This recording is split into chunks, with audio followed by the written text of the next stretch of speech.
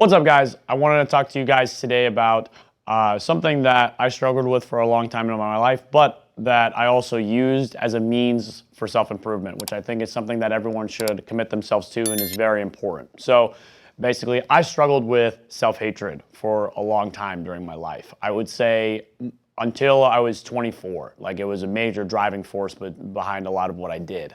And it came from just hating a lot of my character flaws. Like I've always been very self-critical, very reflective, and it was obvious to me that I was deficient in a lot of areas. Not just skill-wise, but also character-wise, and I hated those things about me, right? So I worked to improve them, and I used it as a driving force to do so.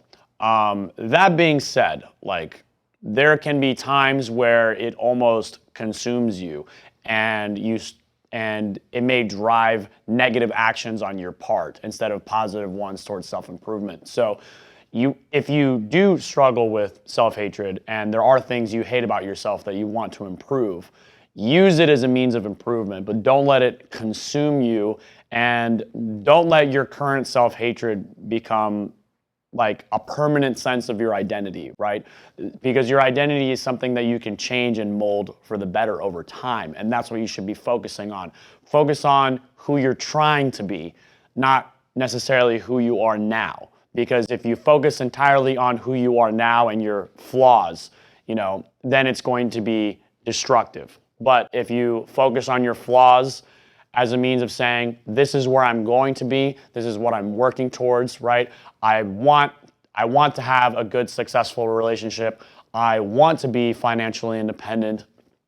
I want to be well-versed in certain skills that I'm trying to acquire and not suck at what I'm trying to do. I want to have a fulfilling job, career. If those are things that you want, right? Focus on them, not in the sense that I hate myself because I don't have these things and I never will, right?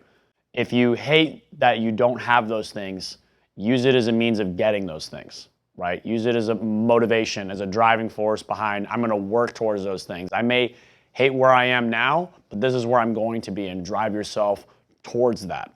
The other thing I'll say is don't project your self-hatred onto others and humanity as a whole, because it's easy for you to say, look at all these negative traits that these people have, right? Like they suck, they're horrible, and some people honestly truly are horrible, but it's easier to point and deflect at others than to look internally at what you're doing wrong.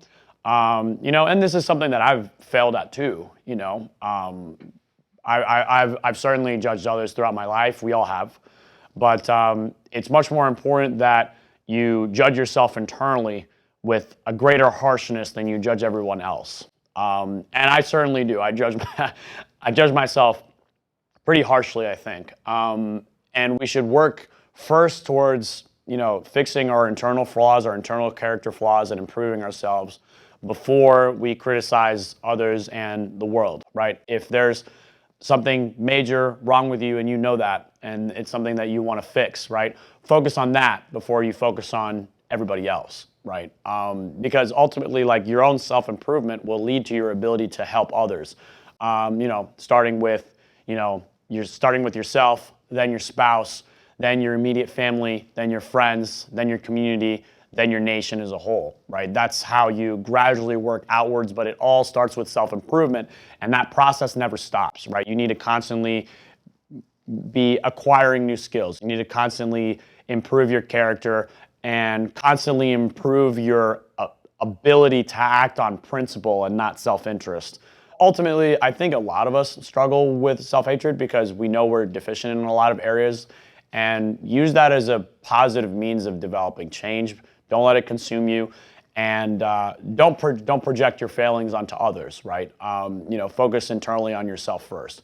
And this is something that I still fail with, sometimes, but we all do.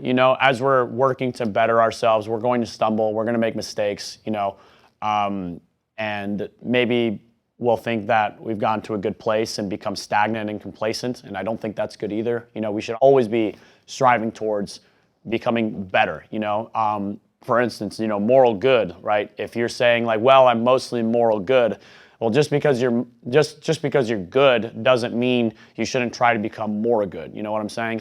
So